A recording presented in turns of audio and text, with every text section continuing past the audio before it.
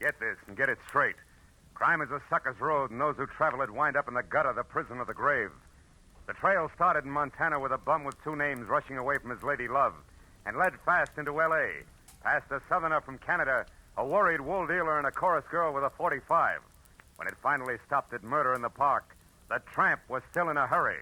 From the pen of Raymond Chandler, outstanding author of crime fiction, comes his most famous character in The Adventures of Philip Marlowe.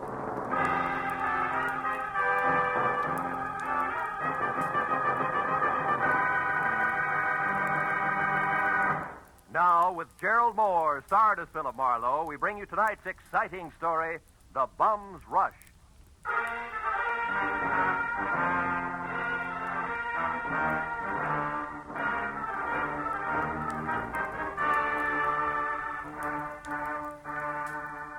You know, there comes a time in everyone's life when a relative wants a favor. But this was a particularly nice relative. In fact, a great old gal. She'd written my name and address in the center, and her name, Jessie Gavins, Eagles Rock, Montana, in the upper left corner of the envelope. The stamp totaled away a mail special, and the letter inside started off like one of those, "I was wrong, you've got to find him for me, you've got to" type. But it didn't wind up that way. Clipped to the letter was a $100 check, and under that, a not-too-good snapshot of a bald man holding a rake, who wouldn't have been helped any by better photography.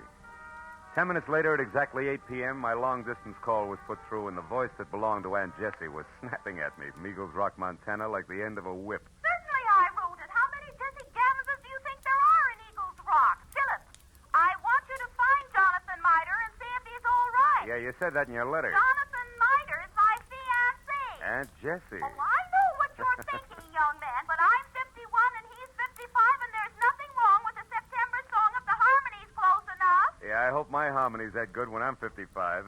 Why are you worried, honey? Because he left here last week on some kind of a big deal. It's a secret. That's all he'd tell me, and I haven't heard a word from him since. I see. Well, tell me, what sort of a deal would it be? I mean, what business? He's not in any business. Oh. What was his work before he retired? Well, he's not exactly retired either. He's not Look, Aunt Jessie, I'm getting at this. What does he do, or what did he used to do for a living? Frankly, not... Well, I might as well tell you. Most folks around here, Philip, think Jonathan Miter's just a bum. Maybe he is.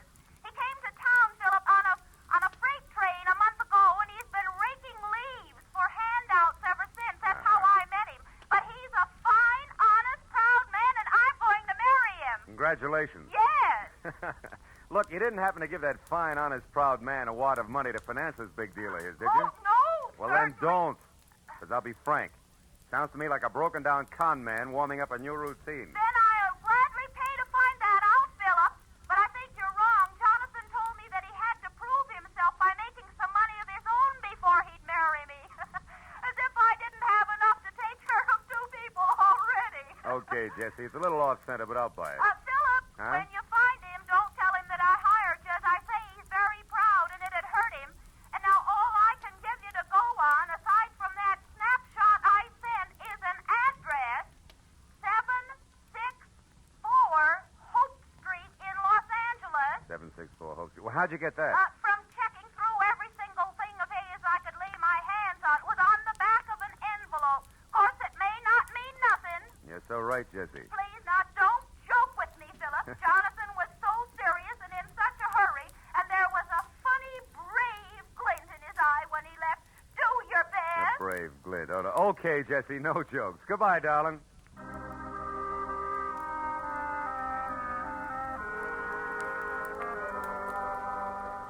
I felt a little sorry for my Aunt Jessie Gavins because the concept of a knight of the road rushing off on a secret quest to prove himself worthy of marriage held up like a celluloid shovel. And it got no help when I pulled to a stop in front of 764 Hope Street. It was a cramped combination warehouse and office of corrugated iron and glass brick, respectively, with a shy red and black sign reading Hirsch Woolens over a door that looked like...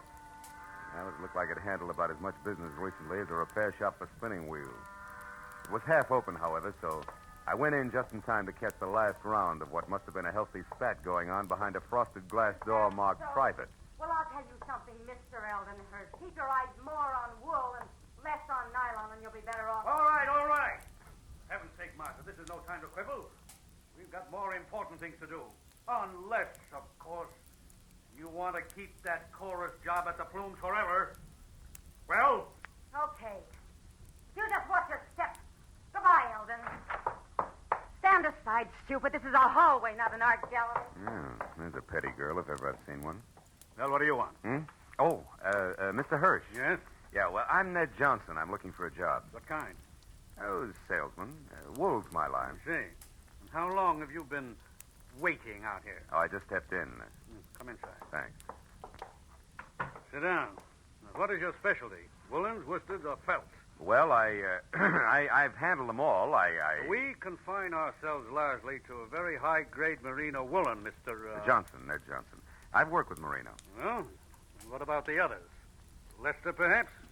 Lincoln? Oh, sure. Lester, Lincoln is certainly. I find it all a fascinating business. So do I. A very romantic background. Yeah. By the way, what do you think of Lanatal as against merino? Lanatal. Well, not good.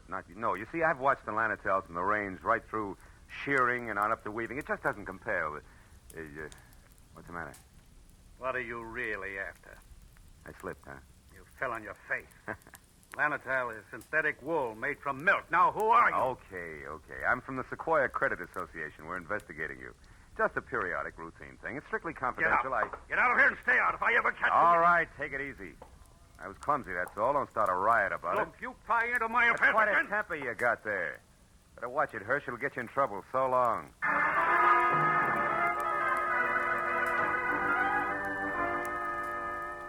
I hadn't exactly been wool gathering with Hirsch and Company, but I hadn't exactly made strides on the connection between a bum in a hurry and 764 Hope Street either. However, I couldn't help wondering what Hirsch had meant when I'd overheard him speak to the girl in the office about more important things to do. So when he slammed the door on my shoulder blades, I went around to the alley for a peek in his warehouse. But I skipped that when a man stepped into view wearing the identical face I had in my pocket on a snapshot. It was Jonathan Mitre. He'd swapped the rake for a silver-tipped cane and patches for 14-carat class from spats to a Hamburg, which might well have covered a bald head. But it was the same man, no doubt about it.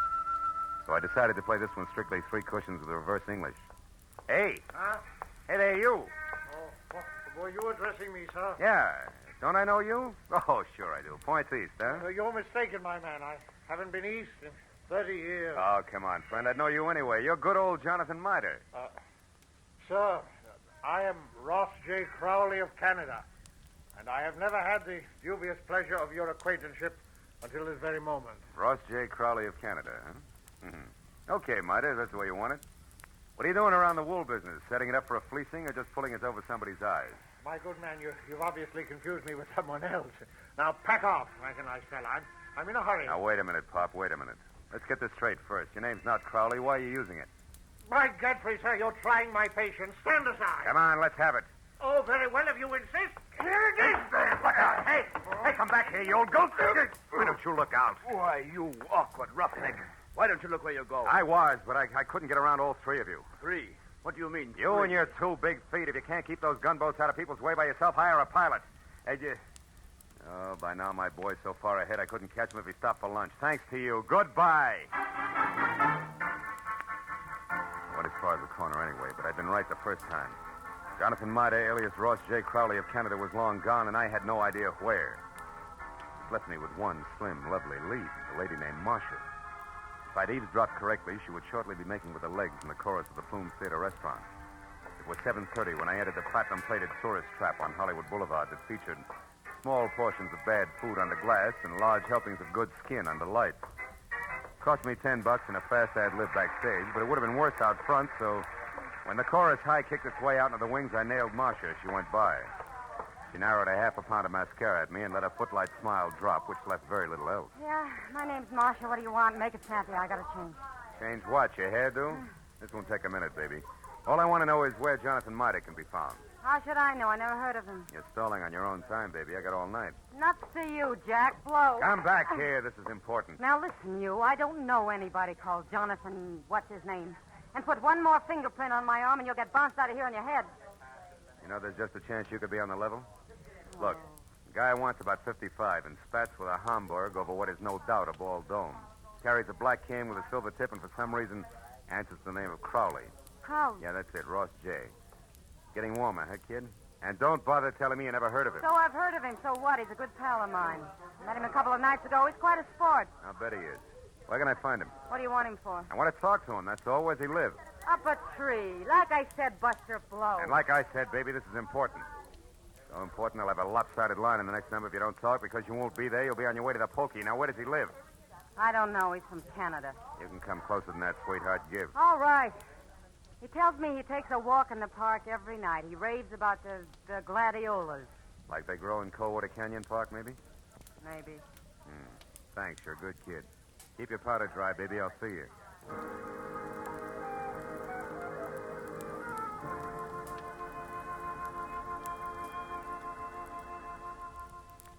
That park looked deserted when a half hour later I drove by it to the far end, turned down a side street and stopped. But as I started in on foot, I saw him, Spats, Homburg, Kane, and Alias, ambling slowly away from me along a back path. I started after him quietly, and when he got near a corner, I was close enough to hail him, and then grab. But I didn't get the chance. Stand still and keep your mouth shut. I turned slowly. It was the gentleman with the big feet, and he wasn't much uglier, just a little flabbier than the automatic wrapped up in his fist. You seem to be falling over my feet every time I turn around. I noticed that.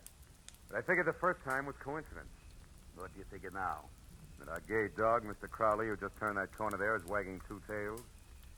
But you hold the gavel, Chairman. And don't you forget it either. So he gave you the name Crowley, did he? Mm-hmm. Why, you think he's got another one? Stop that. We both know he's lying. What I don't know is why he took that name or why you're interested. It's a hobby. I collect old geezers with more than one name. You're going to handle hard, huh? You won't tell me? Well, I don't know your angle either. We might work out a trade, huh? No. I'm not wasting any more time either. He's not going to get away from me again. And that means you'd better stay right here. Oh!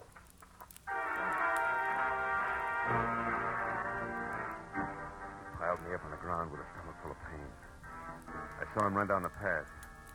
When I got back to my feet, he was taking the corner. I just started after him when it came. I froze and listened. There was nothing more to hear. I walked softly as far as the corner. He was face down, the toes of his oversized shoes digging into the grass, and the gun he hadn't time to use spilled a few inches away from his clenched, dead hand. And across the park and rushing for Coldwater Canyon Road as fast as his feet could go was a bum with two names and a Homburg hat.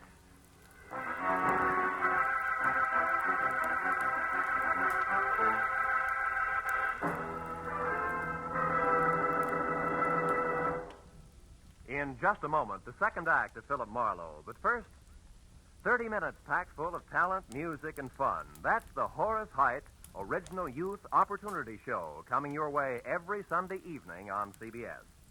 Yes, this fall, you'll hear them all on CBS. A galaxy of stars.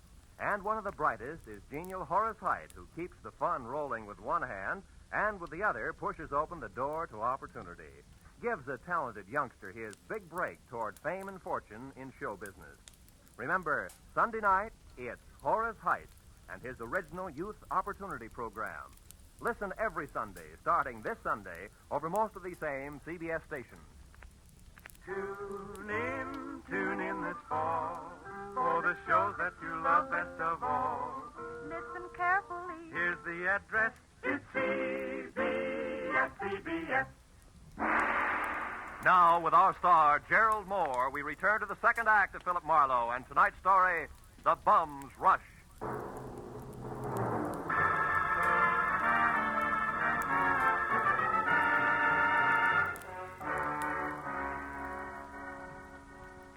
When I took after the fleeing figure known to my Aunt Jessie as Jonathan Mitre, or Ross J. Crowley, who was still barely visible ahead with arms and legs flailing the night air like so many test streamers in a wind tunnel.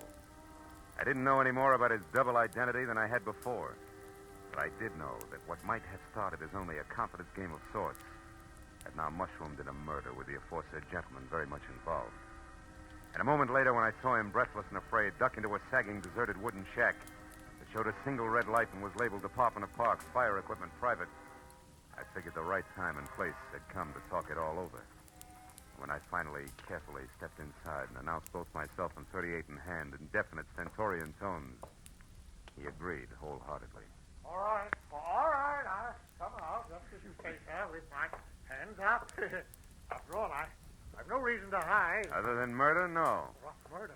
That noise I heard. That's what it was. Somebody was shot. No, somebody was run over by a bullet rolling downhill at a terrific rate of speed. Now shut up and turn around, Pop. Hands still high. Time we got cautious. Are you searching for a gun on me, sir? Young man, you must be out of your mind. First, you insist that I'm a Mr. Mida. Well, somebody I never heard of. And you're convinced that I'm a murderer. I don't understand you. There. No gun? Now, you satisfied? No, intrigued. Where'd you throw it? I didn't. I never had one. Anything else? Yeah, the name Crowley, Ross J. Why do you use it? Because it's mine. And that young man is a very common custom. Now, do you mind if I leave? I do. Now, look, old-timer. I'm only going to be nice about this for a little while because, first of all, there's a fresh corpse outside, and where I stand, you could be responsible for it. And second of all... Second of all, there's my angle, where I fit, who I work for, facts, and I don't want to reveal them unless I have to. Now, from the top. You and the dead guy, the connection, what is it? I haven't the slightest idea what you're talking about. You haven't, huh? Okay, Pop, we play it straight all the way. Now, listen. My name's Philip Marlowe. I'm a private detective, and I know when it's time to blow a whistle. Don't move, Marlowe, or you never will again. Oh, fine. Marcia. That's right, Marcia. And all loaded down with a nasty old 45 automatic that makes her look and feel very unladylike. Drop it, Marlowe. Come on. That's better. Now, Mr. Crowley, without waiting for Marlowe to apologize, go on. Go, but where... To the hotel. It's important, so hurry. Oh, yes, very well. I won't waste a second.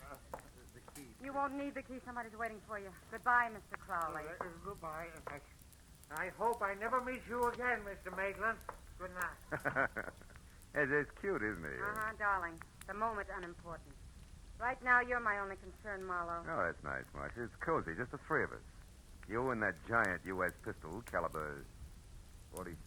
Say, baby, that's not your gun, is it? No. You feel slighted? Oh, no, sweet. Happy. Stay back, Marlowe. Why? I'll shoot. Oh, no, you won't. You I can't. warn you, Marlowe. No. You see, baby, Take another step, of the you're three through. safety devices I on that mean- army gun, that doohickey Marlowe, there on I'm the gonna side shoot. is one. It won't Stay work back. unless it's in the Go forward on, position. You big jerk. Let go of me. When school's out, I will. Now, the first question, teacher. Come on, You and let go. Grandpa, alias Jonathan Mida, also alias Ross J. Crowley. What's the game you two are playing? I don't know. Where does Hirsch fit in? Oh. Come on, it's getting late. The star pupil wants an answer. He's anxious to get to the head of the class. Talk. What is it? I don't remember, and I won't, so don't bother getting masculine or polishing apples, pupil. When I forget for a long, long time. Is that clear? Yeah, it is. And since I can't wait, since I want to go out and play, Well, we'll put you in hold here on. for safekeeping. Yeah. Hey, honey, you don't mind if I go through your bag, do you? I didn't think you would. Oh, here's a key that says in what room I'll find the team of Crowley and Mida. Oh, my, such a temper. After I picked up my .38, which the lady, who no longer sounded like one, had made me drop, and to check the hotel key that read Villa 12, Wilshire Gardens, Beverly Hills, I ran outside and back toward my car in what I figured should be a big hurry. But when I was halfway there, I had a premonition that speed was not to be. A premonition that was a head dressed in blue, carrying a club, wearing a badge, and leaning on my right front fender. And it wasn't until I was next to him that I quit worrying about a long, involved delay. Because the officer on hand, one Kurt Lemley, was an old and I hope still good friend. Well, hiya, Phil. Been waiting here for you since I called in about that body up there. Some kid heard the shot. Oh. So you had once pegged this all-alone and very suspicious-looking car. Yeah, surprised it was yours. I'm disappointed. I'd hoped the name of the owner's tag was going to be Raleigh Newcomb. Hey, wait a minute. You know his name? Don't you? No. No, we were on different sides when he got shot. No, he's from Canada. What? Yeah, Vancouver. He had a business up there with a guy named Ross J. Crowley. Crowley? Mhm. Hey, Kurt, how'd you find all this out? I found a clipping in his wallet. It's got a picture on it. Oh, wait, right here. Wait a second, I'll put a light on it. Yeah, hurry up, will you? I see. See, two guys in front of a building. That's Raleigh right. Newcomb and Ross J. Crowley officiated the Kurt. opening of the... Sure, it's what I figured. The guy's a liar. I've already met a guy who insists that's his name, and he's bald like the Crowley in the picture. Yeah, but there's the similarity ends, even though the picture's anything but clear. What guy you talking about, Phil? Jonathan Mida, an old geezer I was hired to find. Hmm? Bum who's pulling something fancy that incidentally ties in real tight with that murder over there. You know where he is, Phil? Sure, I know. That's where I was heading when I ran into you. Oh, Ran into what, Phil? What is it? the picture. What? Kurt. Yeah? Move your thumb up a little, will you? The way you just had it. My thumb. Yeah, move it. That's it, like that. Oh, brother, have I got a hunch. How about what? Another murder, a neat one that's scheduled to come off any minute at the Wilshire Gardens Hotel. I'll see you later. Goodbye.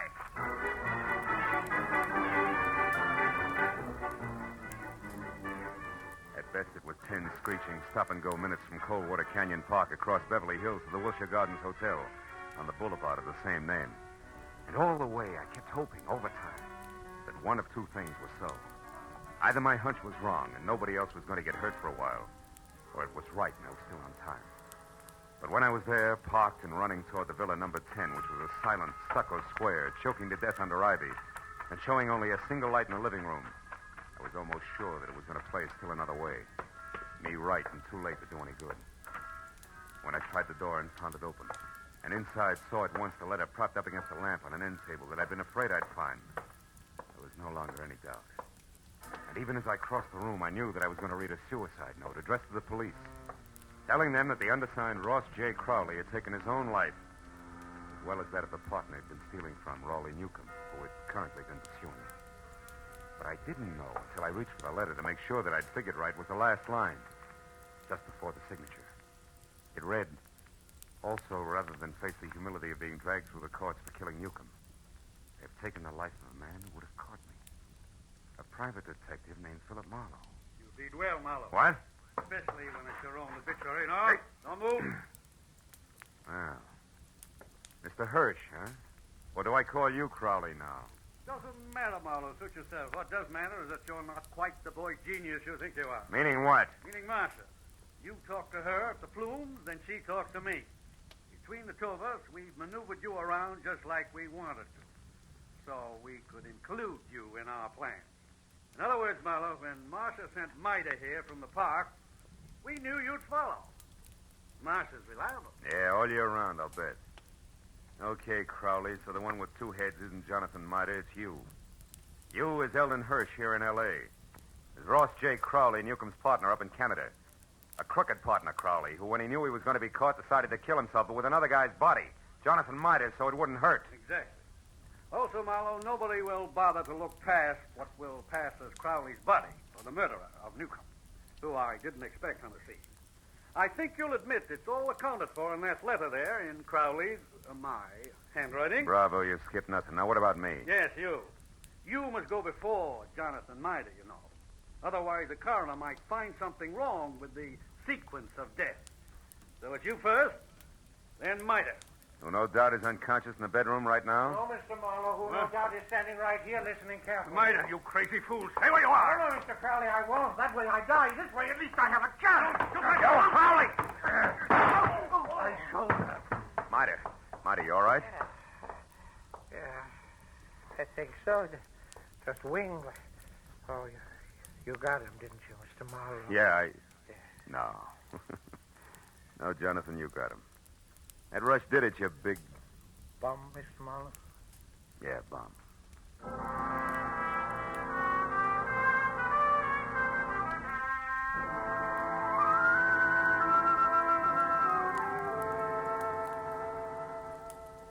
It was 2 long hours of first aid for Jonathan. Arrest on the charge of murder for both Crowley and the accomplice before and after the fact, Martha.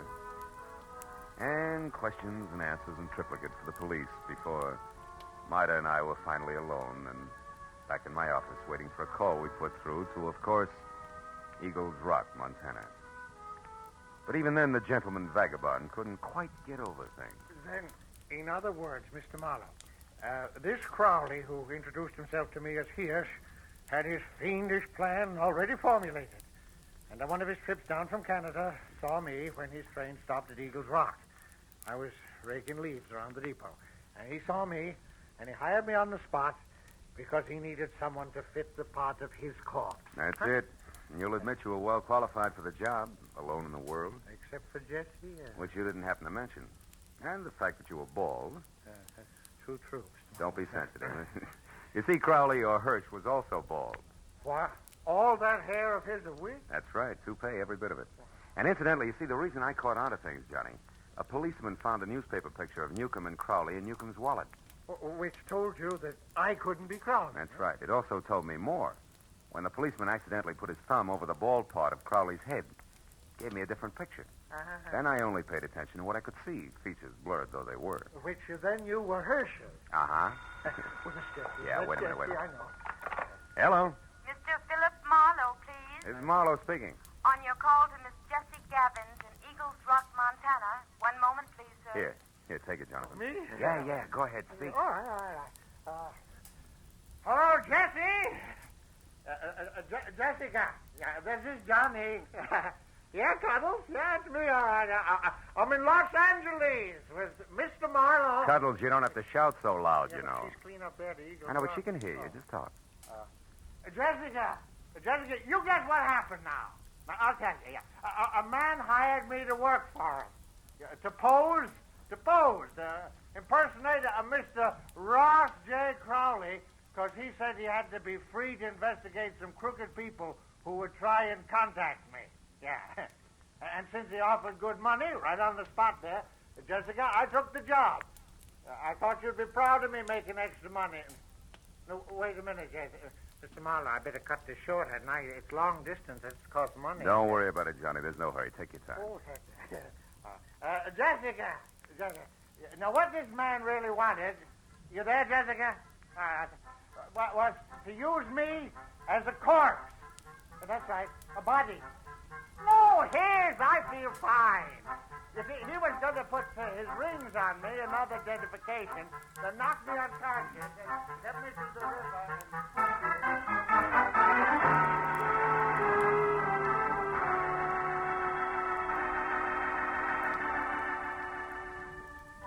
By the time I got Jonathan Miter down to Union Station and aboard a northbound train with specific instructions to stay away from strangers, and got back to my own apartment on Franklin, it was better than 3 o'clock in the morning. Oh, and I was tired. I emptied out my pockets and started to undress. But I forgot about that when my eye fell on the picture that Jessie Gavins had sent me in her original letter. The picture of Jonathan. Well, now Aunt Jessie was going to be happy. But I wondered for how long. Somehow the portrait of the man with the hoe with the solid look of the ages didn't fit the spare frame of Jessie's night of the road. A lonesome train whistle would blow in the night, and Jonathan Miter would be gone.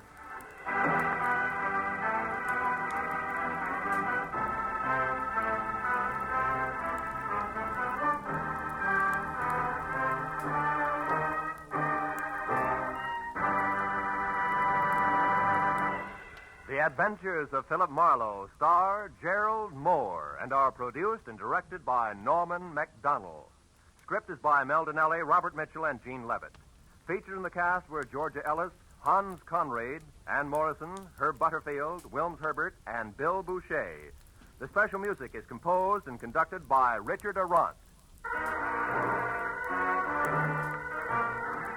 Be sure and be with us again next week when Philip Marlowe says...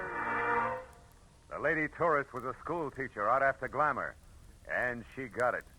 But only after she learned that in Hollywood, the 3 R's could be reading, done in a dark room, writing found in a dead man's pocket, and arithmetic that added up to murder, times 2.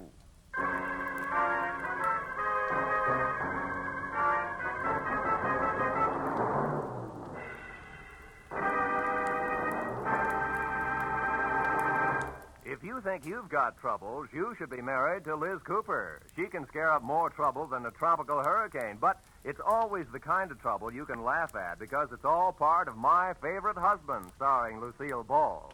My Favorite Husband is part of CBS's great laugh lineup for Friday nights. You won't want to miss a single minute of My Favorite Husband. And you'll want to be around, too, to hear the Goldbergs, Leave It to Joan, and Breakfast with Burroughs. They'll all be broadcast on Friday nights over most of these CBS stations starting next Friday. This is Roy Rowan speaking. Now, stay tuned for Gangbusters, which follows immediately over most of these same stations.